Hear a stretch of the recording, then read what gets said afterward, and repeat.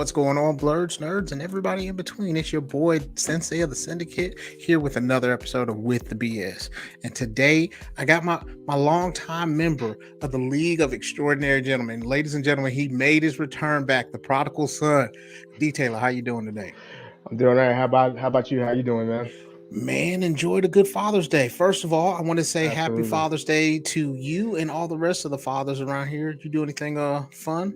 Oh man, we went out to Birmingham and had food with family. My father, my father-in-law, mother-in-law, and my brother-in-law, and his wife, and had a good time. Lillian's one now, so she's everywhere. Yeah. She's getting into everything now. So I'm child-proofing everything around the house and whatnot. But we had a good time where we exchanged gifts and see my parents again. It's been a long time in between, but it was good to be with them and celebrate with them and celebrate Father's Day. How about you, man? Man, I had a good time. Got to chill out. Did a little workout with the fam. Like we have this big old hill that's over here. So, me, the lady, and the boy. I just give them. That's just what I call them. Uh, My lady, and then the God of boy. War, The come here, boy. boy. Yeah, come here, boy.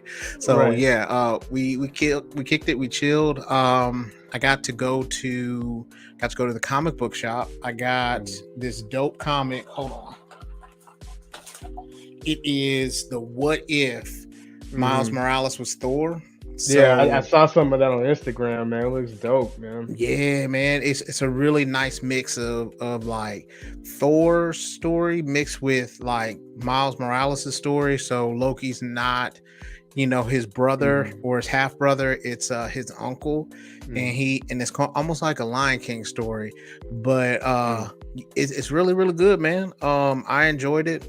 So and I like the artwork, and it really had to me like swag that went with it. So it was pretty Yeah, cool. I like this Uh, armor. Armor looked really good too. yeah, With Miles Morales as son of Odin. Yeah, man. He had that. He had like a sponge top, and then after that Mm. on the side he had like a thunderbolt right here. Mm. And so Asgard kind of looked like a mix of Asgard and like Brooklyn. So then it Mm. was really cool from Mm. that point. So I mean, and who's to say that next season of What If they decide to even cover that story? I think that's great source material there, all on its own.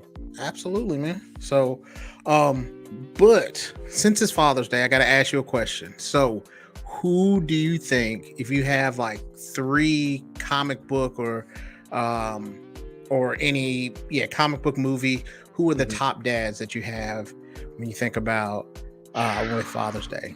Man, when I think about Father's Day, number one on my list has to be Tony Stark. You know, Mm-hmm. the MCU version, definitely, Love You 3000, Mm-hmm. and whatnot. I love the dynamic with him and his daughter Morgan in Endgame and Mm-hmm. whatnot. If I had to go with a number two, man, um, if we're, It I'm doesn't not even gonna have to be. lie, It I'm doesn't not have to be gonna. even just comic books too, man. So like, if I was you about wanted to to say, say, Uncle Phil, you know what I'm saying? You oh man, I guess number two is gonna be Uncle Phil, and then I'm gonna throw a wild card in there for everybody. I think we gotta. I've just started playing God of War and Mm-hmm. Kratos, and even that dynamic, you can see that Kratos he wants to show affection to his son Atreus, but in different cutscenes you see it. I haven't Mm-hmm. finished it yet, so don't spoil it for me. I'm gonna give him number three. He's training Atreus to be a warrior. He's looking for the key dynamics of that, and he keeps saying, "Oh, you're not ready," and stuff like that. And when I look at my daughter, I hope that at some point that my daughter also competes in jujitsu as well, Mm-hmm. and whatnot. The biggest thing with that is starting young, right? Atreus is young, Mm-hmm. archer, right? And he's trying to be a warrior. But if you notice and you listen to some of the advice that Kratos gives, is the way of the warrior, you know, and whatnot. So I got to give him a number three. That's my wild card. All right, I can definitely see that. Like, and especially I think it's difficult when he never had a father figure Right. growing up. You know what I mean? To have to find that balance of him Mm. just being a warrior and a killer and things like that, and then Yeah. and that's going on. So I think that's a difference between those two. But um Absolutely. man, I think think hold on, we got somebody else. KB, what's going on? What's good? KB, What's up? this How you is doing? one of the original members of the BS. Mm. He's always doing jujitsu. He's always making somebody tap out. This is my boy D Taylor. So he's here with us. I had a question. If you had a top 3 of favorite dads in you can be movies, television, anime, anything, who would it be? Hold on 1 second, because I told my roommate I was doing this, and yet he's talking to me, and I have no idea what he's saying. Give me Okay. time, sorry. Okay. So what we would do, so what I think. What about you? Who are your 3? You gotta give it to Uncle Phil. I'm gonna go Yondu as well. Yondu, even though he was even though he wasn't his real dad, he always stuck by him, no matter what was going on.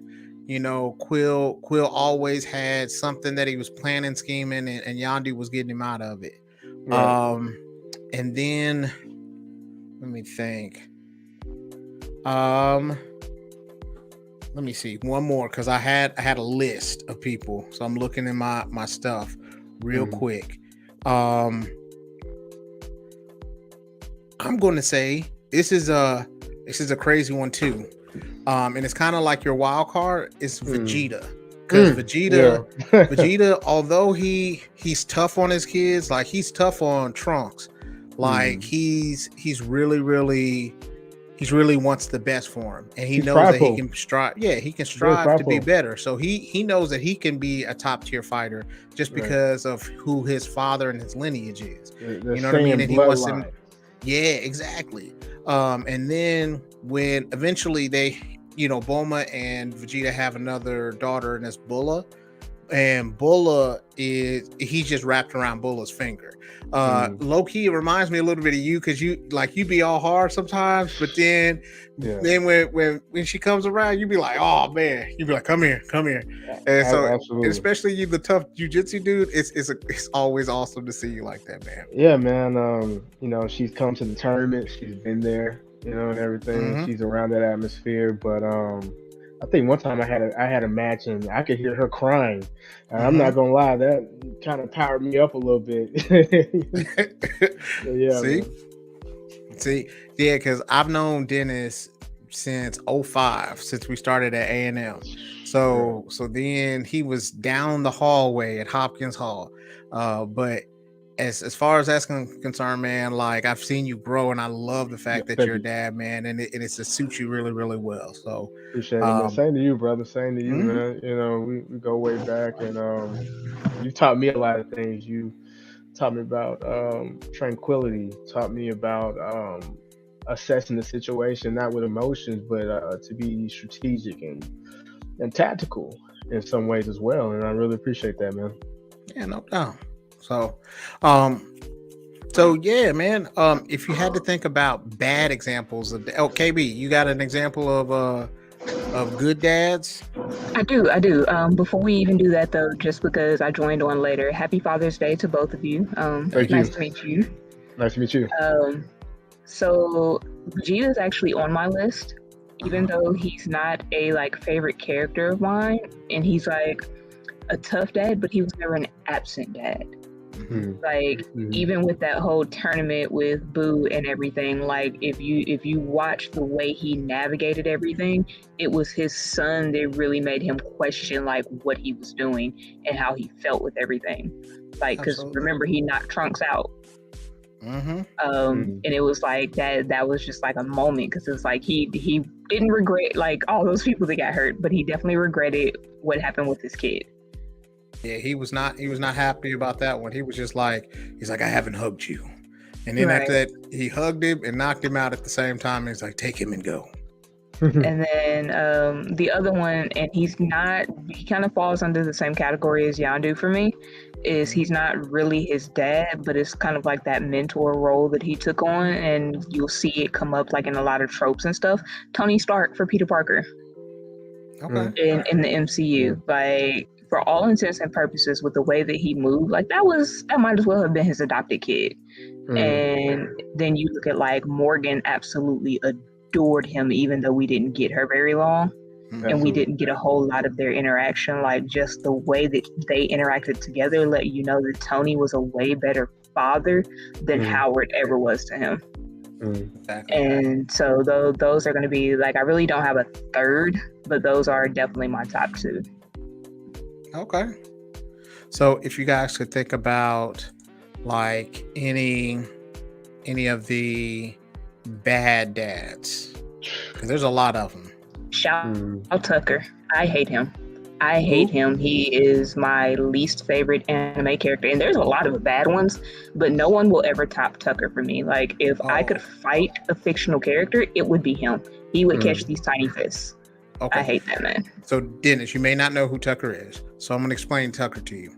So, Tucker is, in this world, he's an alchemist. So, he's a state-funded scientist. So, every couple of years, you have to show that they still need to fund you by showing some development in whatever kind of science that you're in. So he has been showing that, that he has a way to be able to commune with animals. And so the one thing that happened was his first project that got him was that kept him kind of getting famous was the one that he had a dog that talked, and then the dog kind of committed suicide. Now when the main characters come into this part, they're talking to him because they're trying to get some information from him, and they're talking to he has a daughter that's like 5, and they have a dog, and so he's running close to his deadline, right? And so the next thing that he does, like they come back like 2 or 3 weeks later, and they're like, "Hey, where's your daughter?" And the daughter, he pretty much mutated the daughter and the dog together so that he can keep his funding. And so like the way that they knew that they had been transformed together was because when the dog talked, it knew the main character's name. So everybody was like, "Oh my goodness, they took all of them." And they're like, "How are you gonna do that to your daughter?" And then they found out that he did that again to his wife because he was like, I gotta keep my funding. You know what I mean? Like, and then I can eventually find my way out of it. It was the wife first. Yeah, the wife first, and then he did the wife, and I think the wife was the first talking dog, if I'm not mistaken. Yes. I think he was trying to get it to work, and it never worked, and he just had this. She was already sick or something, and he just had this idea to basically fuse the two of them, and then did it again with the daughter, but it was more successful. And that's like, I don't know if you've seen like the memes and the clips where everybody's like, "What does the dog say?" And the dog says Edward. That's where that came from, and he's a sick man, and he ended up dying in that episode very gruesomely, but it was the fact that somebody was just willing to do that to their kid. Everybody was like, "Oh man, that's horrible." So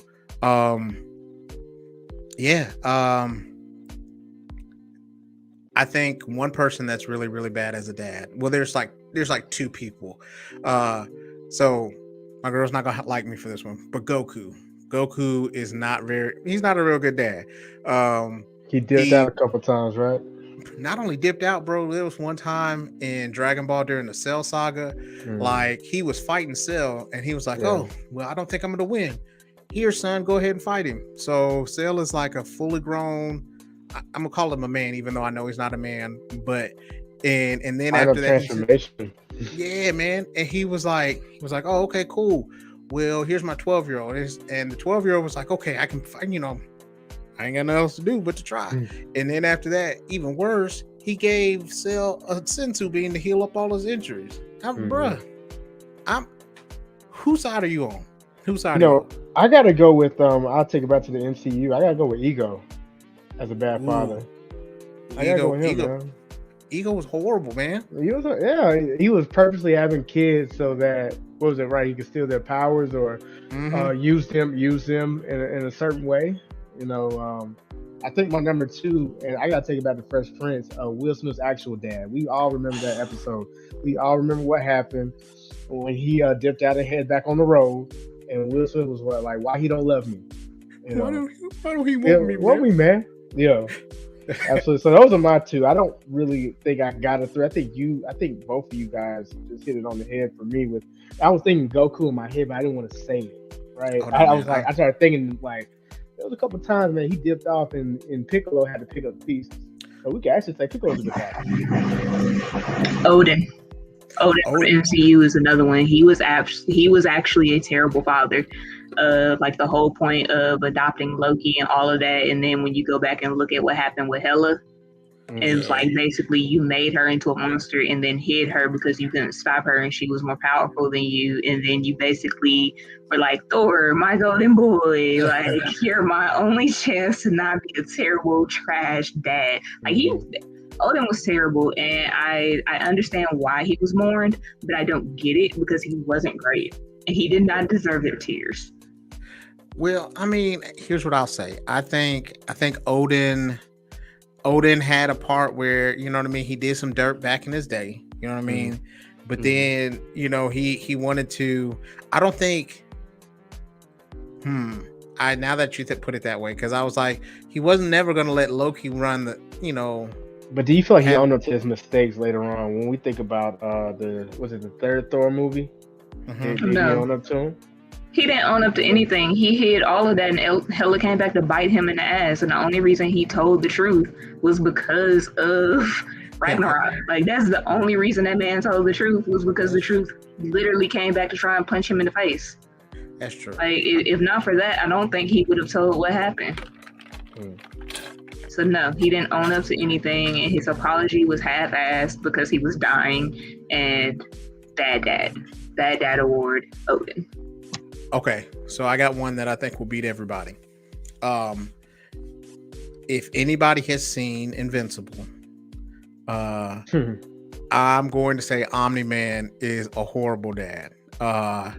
He not only, first of all, he let his son get beat up by whatever that you know, tiger warrior thing was. Yeah, she had her way with him. Then when he found out that, you know, dad was trying to take over the world and the kid wasn't too fond of it, he beat the snot out of the kid. He literally ran his head through a whole subway.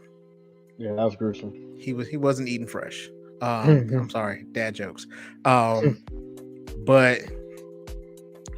yeah, it wasn't really pleasant. So I think, yeah, I don't know. He just wasn't not a good dad. Todd brings up a good question. Who do you think, Thanos was a good dad or a bad dad? Terrible dad. An absolutely terrible dad. You had 2 daughters. You had a clear favorite. You made them fight each other all the time. Like, a tough dad, absolutely. And I could see why, like, maybe in some twisted way they still kind of loved him, but nah, bruh, he's awful. Thanos had an ideology, and basically with that ideology, he would do anything it took to gain the power that he needed to get the stones, right? Yeah. So therefore, he took one sister and was augmenting her, making her into a machine while he adored. And sorry, I'm not going to butcher names, but who are we talking about? The sister, Gamora and Nebula. Yeah, Gamora and Nebula. So he's augmenting Nebula while adoring, and whatnot. And so at the end, technically, he did both of them wrong, definitely, because he used Gamora for the Soul Stone, right? And all that good stuff. So was it worth it? See, here's the thing, because like I definitely feel like he did Nebula all the way wrong. You know what I mean? Definitely. It's like, say for instance, like as a parent, you're like, hey, y'all two are gonna race every day, and whoever loses is gonna get a whooping. But you know, one of your kids has asthma, so you just like, okay. And so now she's just getting used to getting whooped on because she had no other point. You know what I mean? It was just torture for her poor Nebula. So So yeah, listen, it was not great. But I want to transition from bad dads to a really bad dad. His name is Darth Vader. Darth Vader is not doing well. And so I've been watching, and I brought Dennis on because Dennis is like my Star Wars aficionado. Like he does his Star Wars knowledge. Like when I'm into my comic books, he's into his like Star Wars comic books and his books and all the rest of it. So that's how we really first kind of linked up on stuff. Because Dennis was like, he was in the closet nerd. Like, so he was just like, man, listen, he's like, did you know about this, and this and Thanos or this and this and this with Vader and Star Wars? I was like, bro, that's just not my cup of tea, but that was his. I was a jock, KB. I was a jock. I played college ball, and they really didn't know that until I think one day that I think you had Knights of the Old Republic, and we started getting into that, and they started to realize, Dennis is he's a jock in the closet, or a nerd of some sort, and eventually I was able to bring that nerd out, and here we are. So man, I told him it was a safe place. Because he'd be like, man, did you know? I think this. You know how somebody says that they think, but they know. So then after that, you're just like, man, just if you like this, go ahead and say, no, man. I mean, it's cool. You know what I mean? I've seen that Star Wars movie a couple times, but So I wanted to get some of your opinions, Dennis, because so here's the thing. This is a safe place. So KB, I'm gonna tell them. You said that you have not seen Star Wars, a whole Star Wars movie. All right. So in my defense, a whole Star Wars movie has played in my presence, right? Okay. But hear me out, because I know people are going to try and take my nerd card for this. But here's the thing: as a child, and even as an adult, I still struggle. I could not stay still. Yeah. And so the thing with Star Wars is like, yes, there's action in it, but it also does have a story. And the story for me as a kid was not enough to hold me still. So I was always bouncing around and doing things. So I know like certain things, both from social media and learning it, and just from like asking questions. So I know who Vader is in terms of Luke and Leia. So I know that. I know the little teddy bear guys because they're adorable, the Ewoks. And the big hairy dude that makes the noise, Chewbacca. Yes. Right. And I believe Han Solo said something about knowing someone loves him or something. There's a whole thing with that. Yeah, but that's pretty big. Okay, there we go. That's pretty much my line. That's all I got for you. And that's okay. I mean, like why I said this is a safe space. Maybe by the end of this podcast episode, it may make you want to go back and look, make you take a deeper dive. Vader is a complex character to start with. Obviously, in his human form, when he was on the light side, he was Anakin Skywalker. He was a slave born on Tatooine. Him and his mother were slaves to a junk dealer named Watto. And so basically, that's episode 1. That's the story of him gaining his freedom. He was discovered by Qui-Gon Jinn, aka Liam Neeson. I have a question. Because episode 1 is the name of a movie. Are we talking about the show episode 1, or are we talking about a movie episode 1? We're talking about Star Wars episode 1, The Phantom Menace, which came out in 1999. Cool. Got it. Yeah, absolutely. So the guy from Taken, Liam Neeson, plays Qui-Gon Jinn, a Jedi Master, and his student is Obi Wan Kenobi, which we'll lead into later with his own series. And so they discovered him by way of trying to evade the enemy. I want to make it make sense so that it's not, crazy. But in the beginning of episode 1, The Phantom Menace, Naboo was having a dispute with the Trade Federation. And so the Trade Federation was working with Darth Sidious, aka would end up being Vader's teacher down the road. Basically, Sidious was trying to play both sides. He wanted to create a war so that he could gain power. And this little past in episode 1 leads up to that. But like I said, Qui-Gon, Padme, Obi-Wan tried to escape the Trade Federation, and their ship was damaged. So they had to go to Tatooine. And in Tatooine, they met Anakin. The thing is, what's so special about this guy, right? What's so special about this boy? The thing that was special about him is that his force, his midichlorian count, was higher than Yoda's. And so Qui-Gon believed that the prophecy of the chosen one.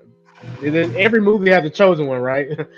There is the prophecy of the chosen one that he would bring balance to the force. But in a prophecy, we can always misread what the prophecy means. So the idea was that the Jedi believed that he was going to destroy the Sith, right? And that it would bring balance. But that not necessarily what that could have meant. And so basically, Anakin won his way out of slavery via a race. And ultimately, Qui-Gon didn't make it. He was killed by Darth Maul. That he was working under Darth Sidious as an apprentice. I don't know if you've seen what Darth Maul looks like. He has horns on his head. He looks like the devil. Yeah, he got the little. He looked like Hellraiser, the little pin thing. Yeah, it's like Hellraiser. And so Obi-Wan, this is the kind of funny part about it. Obi-Wan fought Maul after he mortally wounded Qui-Gon, right? And so he beat him. He sliced him in half. He falls down the chute. At that time, nobody had killed a Sith in over 2,000 years. So Obi-Wan automatically went to knighthood because of that. He got clout. But he got clout, right? Qui-Gon died, and his last wish was to train the boy. Originally, the Jedi Order said, no, he's too old. Yoda said, the green guy, Yoda with the ears. I just want to make sure we're on the same page. Yoda said that, hey, his future's clouded. We don't trust this. So at that time, they said no. Qui-Gon dies, and basically that's why that song that plays when they fall is called Duel of the Fates. The fate was in balance. Imagine if Qui-Gon had lived and trained Anakin. Things probably would have went different. But that's neither here nor there. They grant his dying wish, and Obi-Wan trains Anakin. So then that leads us to episode 2, Attack of the Clones. All right, hold on, because you got a lot. You got a lot there. Yeah, right. So essentially, like they find him on Tatooine, a slave boy. Slave boy was like, hey, listen, like he can be good, he can be great, or he can be pretty much the doom of us all. So then Qui-Gon, taking dude was like, listen, I'm gonna train him one way or the other, with or without their blessing. And then he gets shanked. And then all of a sudden he's like, hey, Padawan, my homeboy, come on, train him for me as a dying wish for me. Just grant my final wish. That's it. And then after that, that's how they get it. Yeah. So he trains under Obi-Wan. Obviously, it's not easy. He's showing some signs that he's a little arrogant. He's wants more power and things like that. And that's kind of the basis of episode 2. And then at the end of episode 2, the Clone Wars begins. That's something that KB, you can check out on Disney Plus. The Clone Wars is a 7-season cartoon, pretty much. It's a lot. Hey, it's a lot. It's a lot. It's a lot of war, but it's a 7-season thing that kind of basically bridges the gap between episode 2 and episode 3, Revenge of the Sith, because Revenge of the Sith starts at the end of the Clone Wars. Anakin is a Jedi Knight now. He secretly married Padme. Jedis are not supposed to marry, right? He secretly married her. She's pregnant. They thinking that they're only having one child. She secretly has twins. She doesn't even know it. And so basically, just to summarize things to speed it up, basically he has a dream that she dies because he had a dream that his mother died, and she did die. So he's like, Padme, I want to keep this dream from becoming real. So he's thinking. So Palpatine put out a little fib. Palpatine, who was Darth Sidious, told him, "Oh, go ahead." You introduced a new name. It didn't say who he was, but you're getting there, so we're good. Go ahead. Yeah. So Palpatine and Sidious are the same person. That's what I meant by they were playing both sides. So he created that war so he could gain power. And so he knew he needed a new apprentice. He needed somebody stronger. He needed Anakin. So he told Anakin a lie. He told him, I know ways to bring your wife back from death. I can save her. And so Anakin was like, so how do you do this? He said, not from a Jedi point of view. So one thing leads to another. And he commits himself to the dark side. And he kills some kids. I know that meme. He killed a bunch of kids. He killed a bunch of kids. And he basically he led a raid on the Jedi Temple, Operation Nightfall. And there he did that, which is, crazy. And then ultimately Obi-Wan confronts him about it on Mustafar. And it's kind of crazy. I seen this meme that said it's a lava planet. Right, it's a lava planet. You said a planet name, and I was like, I don't know. It was a lava planet. That's all. It's crazy. I got you. Yeah, right. Yeah. Fill in the gaps. So they fight on Mustafar, and Obi-Wan gets the best of him and basically cuts his limbs off.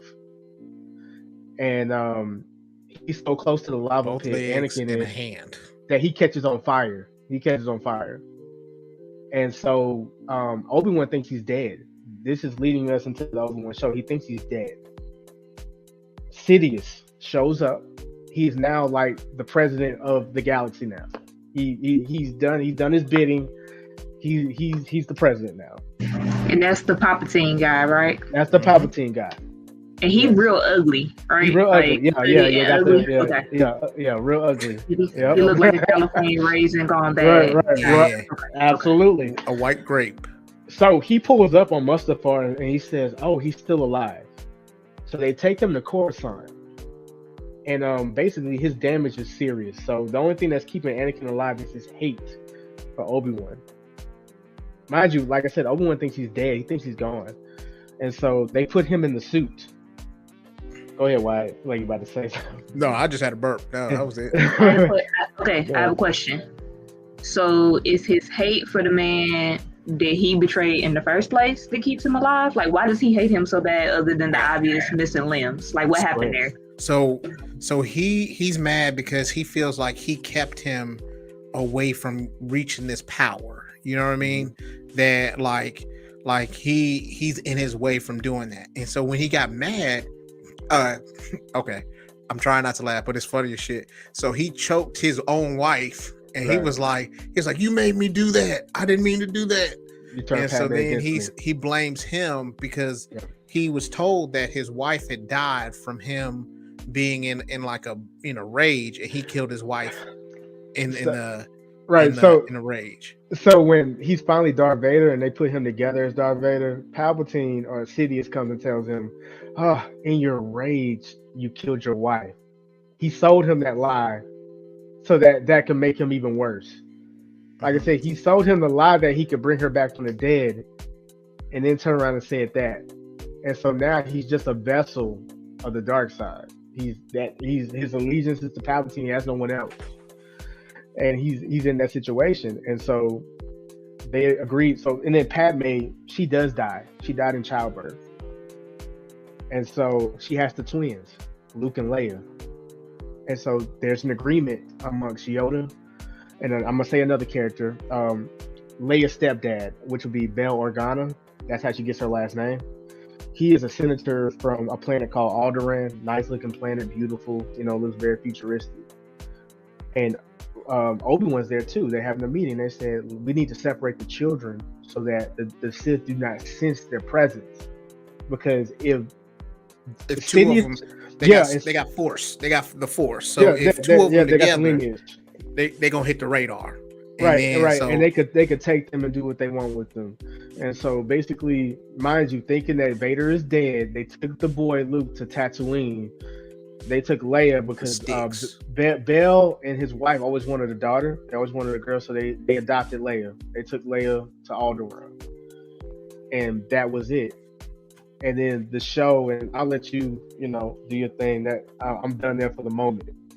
So the show, it starts off where it's been about 10 years since that whole fight where everybody. So Obi-Wan is just chilling, living a low-key life. He's like, listen, I'm not gonna do nothing. Like, I'm not gonna make no waves, because they still have people looking for him. They got people looking for any Jedi. So what they do now is they randomly hurt people where they think a Jedi is, because they think that the Jedi's it's in their nature not to let somebody get hurt for no reason, you know what I mean, and to stand up for people. So there was one Jedi who was just Joe Schmo. He was at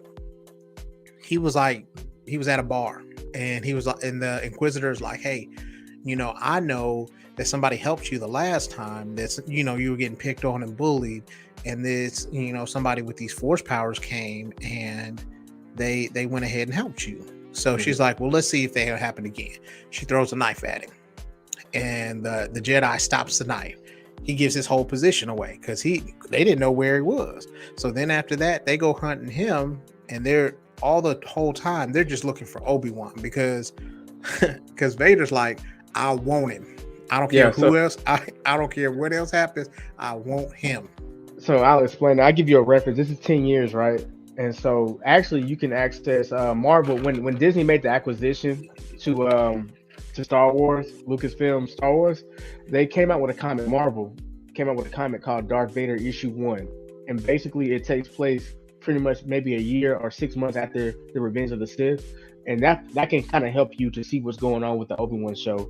Basically, the Empire can't be everywhere at once, so they basically created the Inquisitors. They're kind of like bounty hunters. They're the dog hunters, the dog catchers, Jedi catchers, and they're former Jedi. They were former Jedi that ran away, and they caught them, and they gave them an option to either work for the Empire or you die. And so that's how the Inquisitors came about. And so, mind you, this is 10 years later. So in that Marvel comic book, you see a whole lot, and you can find it on YouTube. And I encourage you to read it before the Obi-Wan show, before you actually get into that, and to further help understand what's going on. And so Obi-Wan, it's a realistic perception of Obi-Wan. Imagine you've been a part of this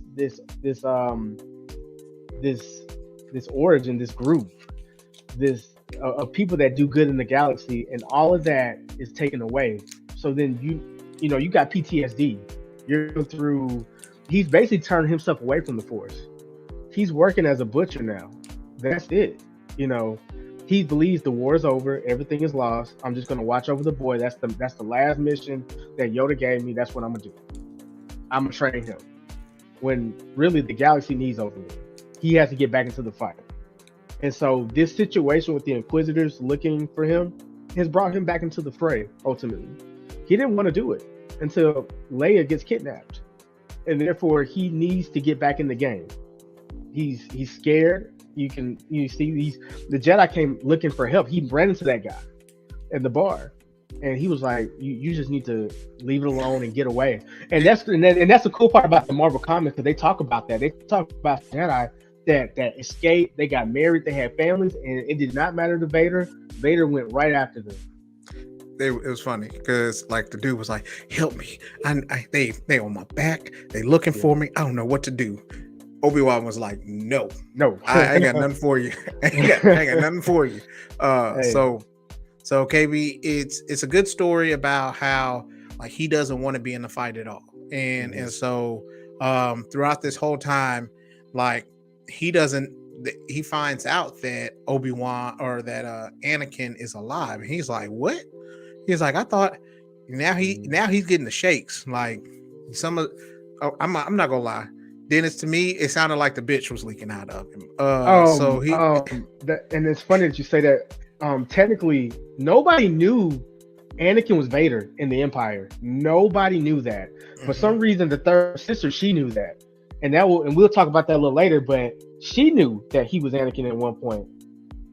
In the comic books, Vader killed somebody. He killed somebody because they said it. A Jedi had said I don't know if you remember, Wyatt, there was an old librarian in the Jedi Order. It was an older lady, gray hair. She's in the comic. He catches her. And she says, oh, well, you're Anakin Skywalker. They don't know who you really are. And he snapped her neck on purpose. Only one other person. I don't think it was on accident. You can't accidentally stab somebody. Right. There's only one other person in the Empire that speculated that he was Anakin Skywalker, and that was Admiral Thrawn. That's a whole nother story. You can't accidentally break someone's neck. Damian Wayne did it to Nightwing, starting the whole thing with Injustice. Thank you. I lost the word. So yes, correction. You can't accidentally snap someone's neck. Continue, sir. Sorry. Not with the Force power. He was. Oh, you was talking about Vader would do this, and that's a wrap. Yeah. And so, I mean, what if he accidentally waved his hand like he was talking with his hands? Like, what I'm saying is, oh god, right. massacre. And imagine these 10 years, Vader, he's won that rematch. He wants that rematch. There's a lot of anger there. And in the last episode that came out last week, you see those memories. Just so funny that sometimes we don't learn the lessons that we're supposed to learn. We won't go to the next level. That same lesson will keep happening over and over again for us until we get it right. And that's what happened to Vader in this last episode. He thought, oh, I have my lightsaber, I'm gonna win. Obi-Wan took that from him in training and beat him when he was Anakin. And he realized I fell for the bait again. And it's so funny that last episode was reminiscent of the Last Jedi. You remember when Kylo Ren and the First Order were outside on that planet? They were waiting. They're trying to get in. That's reminiscent. History repeating itself.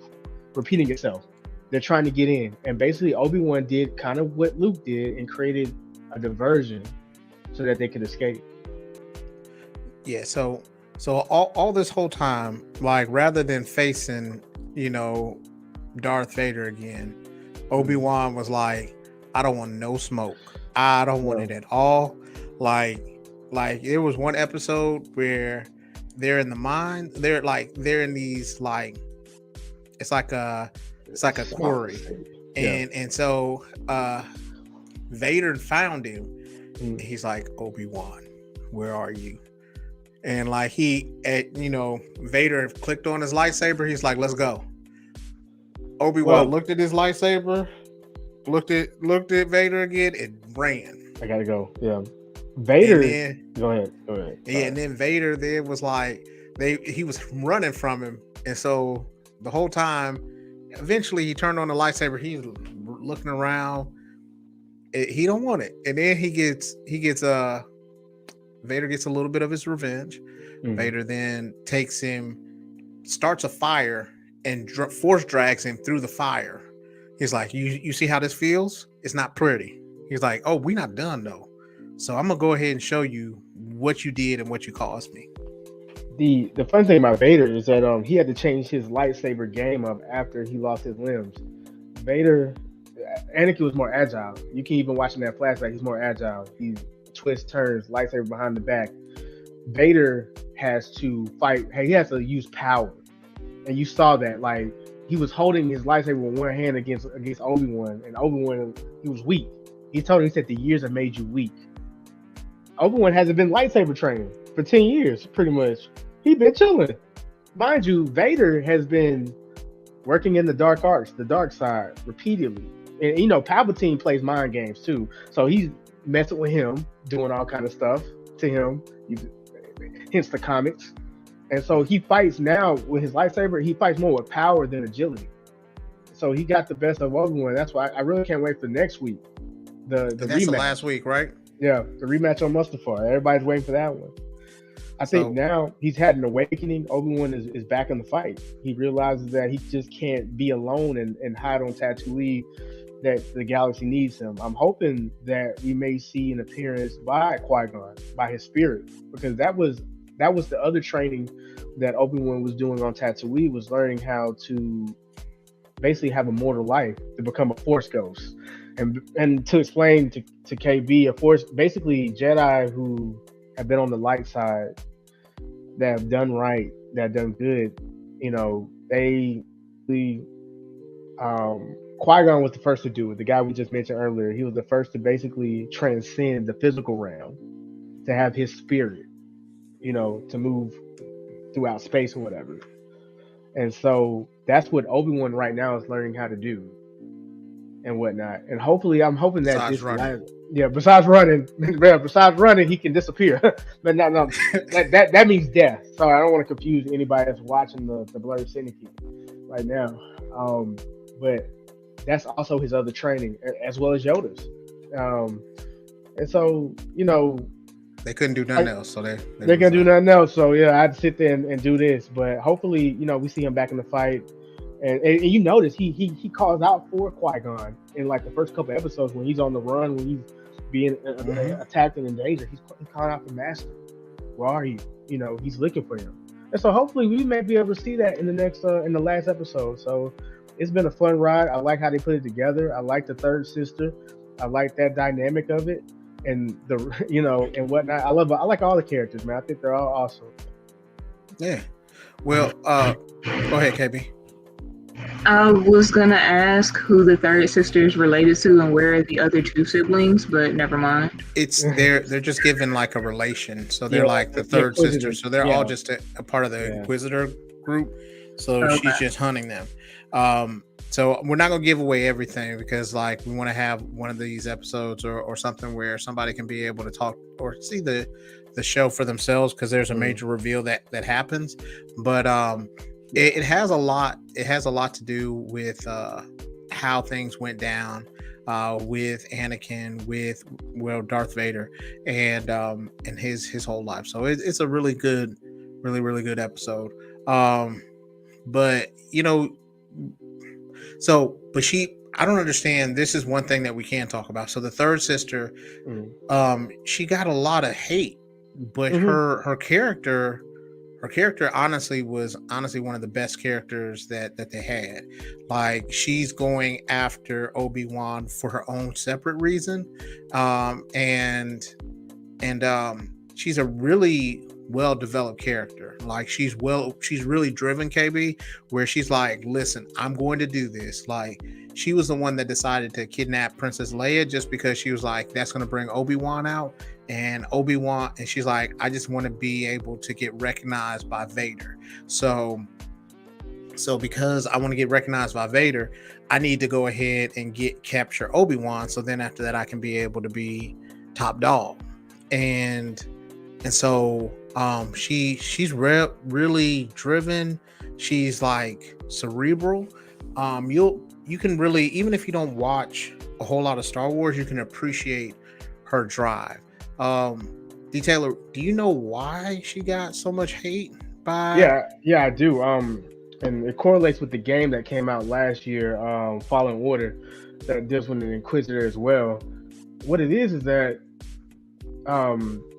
she was abandoned. Let's talk about it. She felt like Obi-Wan should have saved her. Oh no, that's the spoil part. I'm talking about why people don't like, because she was getting racial stuff where she was being told. Yeah. Oh, okay. Yeah. So, I mean, I think that, and it's unfortunate, but you think the original Star Wars came out in the 70s, right? And we talk about portrayals and how things are portrayed.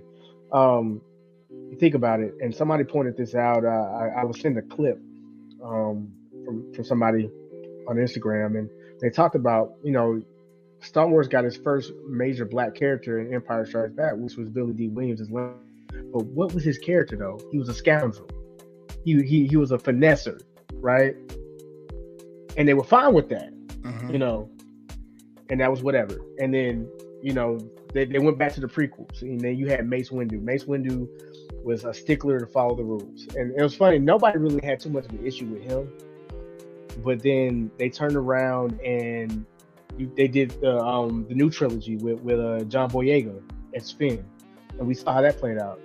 I remember I used to work at Ross, and the other guy that told me, he said, "Yeah, a black guy can't be a stormtrooper." I said, "That's incorrect." I said, "Even in the expanded universe, they started recruiting aliens as stormtroopers, so that negates your thought process."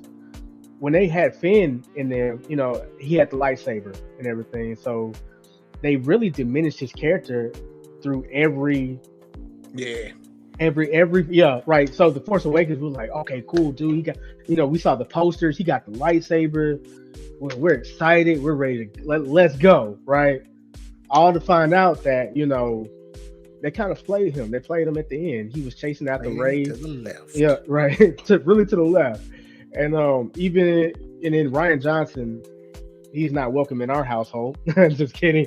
But he really butchered The Last Jedi. And he really butchered that and basically sent Finn on a side mission that had nothing to do with the main story. And once again, he's chasing Rey, and then Rey falls for the bad guy in the Rise of Skywalker. Mm-hmm. And it was so messed up because they were kind of alluding that he had the Force also, that Finn had the Force, but they wouldn't just outright say it. And so up until the end. Up until the end. So now we have Reva, the third sister, and she's powerful. It's iconic, right? To see somebody in that role, who she is. She's a great actress. She's commanding that role. She's showing that anger. She's showing the doubt sometimes that she has in front of Vader, that fear and whatnot. And at the same time, when she's out there running the missions, she's amazing. She's a great actress. Now, I think the reason they don't like that is because it's not the norm. It's sometimes not what people are used to. And so they just dismiss it. Yeah, I think not even seeing like the show, but seeing like the hate messages, because she's not the only one that, like, the lady who played Rey got them. There was another Asian lady at some point that was involved in the series. She got them. They're sending hate messages to the girl who's playing young Layla. Like, anytime there is a John Boyega, he got them. Like, anytime there's a character, especially if they're representation of like either a classic character like young Leia, or if they're a character with power, it has to look like a straight white man. It has to. Because if it doesn't, then anyone who is, I said that wrong, anyone who's not a straight white man apparently just cannot have power. And if you call them on that, they get very angry. No, that's not what it is. That's not what it is. No, it's because this person doesn't look like you. It now looks like somebody next to you, and you don't like that because now you can't identify with this character. You can't identify with the story that you grew up idolizing. This story has always been for you, and you want to keep it for you. It's just like gatekeeping with anything else, only there's racial intonations with this and not just gender or nerd or jock or whatever have you. It's a form of gatekeeping because this story meant something to you because you identified and connected with it. But now when there's a powerful Black woman in this role, you can't identify with that. And I think that's why Star Trek always had the better fan base, because from the jump, you had a mirage of characters, a lot of people. Dennis, you're saying that Star Trek has the better fan base? If you had to take the two, Star Trek is probably a little better. And the only reason I say that is because from the 60s, you had different characters of color on those shows, and they were received well. Like, the thing with Star Wars is that they're really critical. Like, Hayden Christensen just now coming back as Anakin. That's because they butchered him as in the prequels. They gave him the little dude, Jake Lloyd that played young Anakin. He's not even an actor anymore. Bro, he was from Indianapolis, so like he went to like the really preppy school, and like he got made fun of so bad, even at because KB he went to Park Tudor. He went and it was not nice for him apparently. Star Wars boy or something like that. And I don't know what they called him, but he didn't like it. It's just they essentially bullied him out of school. Yeah, so he ended up getting homeschooled, didn't he? Yeah, he went. At least that was the story. Was that I don't know how true it was because we didn't go to school with him. Yeah, but that was definitely the rumor that the bullying was so bad that he left school. Yeah, they're real critical in the Star Wars community. It's real critical, and then that's the bad side to it. Very critical. And I don't want people listening to say that like we understand that there's more to that. I mean, that may be the minority. However, the minority are so extreme in those instances. That's where it becomes an issue. It's not everybody. Yeah, because like I mean, I know that there was people that didn't like the fact that they mess with in Star Trek, Spock's sister was a black woman. You know what I mean? And she was human and stuff like that. But I don't think you ever heard like the backlash that some people got. Like they were even mad at whoever's playing Princess Leia because they were like, she doesn't look enough like her, you know, and stuff like that. Like I don't know what you want her to look like, because she like they did a side by side of what Princess Leia looked like versus that, and they're like, I mean, it's a little girl that looks like that, you know what I mean? So I don't know what else they wanted. I think at the end of the day, you know, it was good to see that the other actors, they stood up for Moses Ingram. They stood in unity. And that's what it is. That's what it's all about. Standing together, realizing that, I mean, this is a story. It's not real. It's a story. Let's enjoy the story without having to throw these little things out there. I think the majority enjoy the story. I went to different Instagram pages, like even most of the Instagram pages, and there were a lot of fans that showed love. They showed appreciation for a character. So I think that we're going in a positive direction at the end of the day. Yeah. We just hope that keeps happening. What, Dennis, I thought about you when I thought about this idea. I just want to see a Vader story. Like I want to see Vader just wreck shop for a whole 6 to 8 episodes, because I remember it was like the Squadron movie. The one Rogue One, the hallway scene. Yeah, man. I'm not gonna lie to you, man. I watched that before I go compete. Before I go train and compete, I watched that video. You know what I'm saying? That's motivating. You try to force choke? Because if you look at Vader was relentless in that scene. Like he was the boogeyman. He was really the boogeyman. Like you didn't even see him until he turned his lightsaber on and went to work. Nobody wanted smoke. And because of that one scene, and because of those couple scenes in Rogue One, he really became the star of Rogue One. And people were like, we want to see more of this. Because, you know, Vader in the original trilogy, he seemed slow. The lightsaber fighting was slow. But when you watch him in Obi Wan, you watch him in Rogue One, it's beautiful in a sense. It's like you feel the rage. You feel the rage coming from him, but you feel him being calculated and precise, you know, at the same time, and just being a force to reckon with. And I think I found somewhere that, you know, that's Hayden Christensen wants to do that. He wants them to do a Vader origin, you know, thing, kind of like how they did with Obi Wan, 7 or 8 episodes. You know, I think it'll be great, and kind of what they're doing with Hayden Christensen and his character, they're doing like with the Mandalorian. It's like 3 different people playing that same character. Yep. Yeah. So, well, for those who haven't seen it, you can definitely be able to see it on Disney Plus. It is the final episode comes out this Wednesday. Is that right, D. Taylor? Yes, the final episode this Wednesday, June 22nd. So I'll have to come back with you, man. Just get your takes on it. KB looks still like she's on the fence about it. All right, what's going on? It's not a fence. I'm not gonna watch it. And here's the thing: story sounds great, right? Honestly, it's just, I feel for me personally, it's too much to have to go back to watch now. Because 7 seasons for Clone, man, 7 seasons. You don't even have to watch the 7 seasons of the Clone on YouTube and find a summary. You could probably find a summary. I wouldn't even tell you to do that. No, because here's the thing: if I'm gonna commit to it, I have to commit.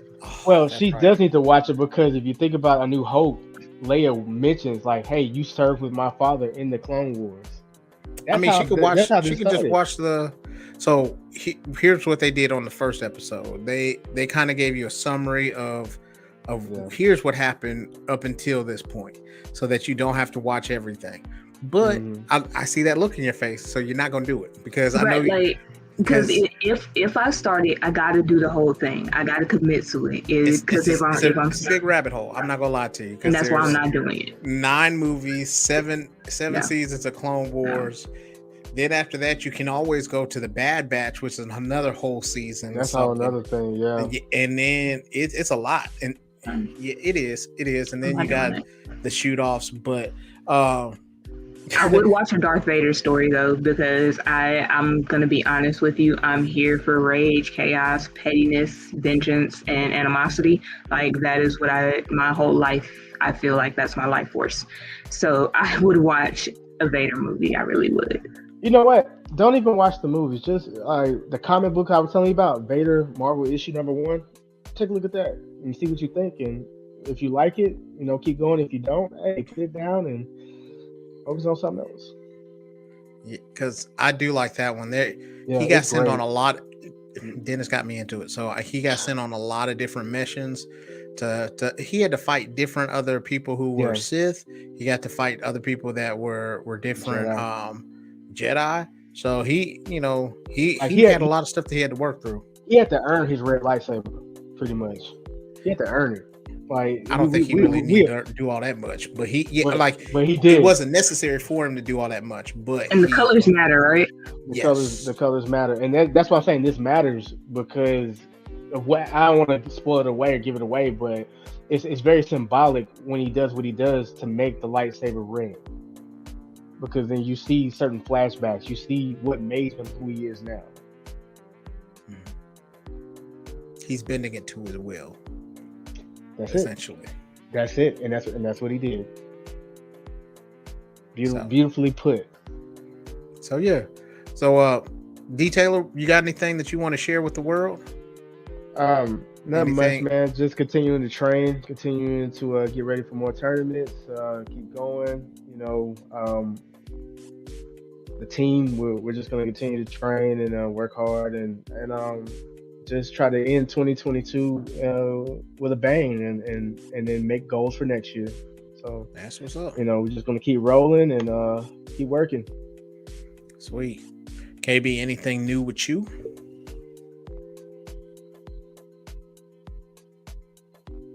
Hold on.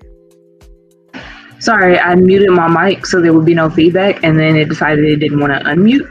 It's really weird. Not really sure what happened there. And now it's opening things. Wonderful. I feel like a boomer. Got it. All right. So, just the chaos in my kitchen stuff on TikTok. I have videos now. I'm very proud of myself. Yes. And doing some recipe building coming into next week. See if I can get this new recipe to work out. So that's all I've got going on. KB is doing her own food wars. I love it. So yeah. So in the next couple weeks, we're gonna do a show where I guess what X-Men character I believe my BS comrades are. And also, we are going to do a Blerd Jeopardy where I'm going to ask them questions, and then I've sent them, or I will be sending them, jelly beans, not the good ones, the nasty ones. And if they get a question wrong, they got to eat a jelly bean. So we need these likes, we need these subscriptions. So that's what we're gonna do. It's gonna be a good time. So until then. Of course, we got the blerdsyndicate.com where you can get your latest merch. We also have 90% of the videos that we've made in the last year up on Spotify, iHeartRadio, Apple Podcasts. You get your subscriptions for podcasts. You'll be able to do that with us here. And if you haven't done this already, we want you to use the Force and smash that like, subscribe button. And then we're going to be like Morgan Stark. We're going to love you 3,000. So until the next time, may the Force be with you. Yeah.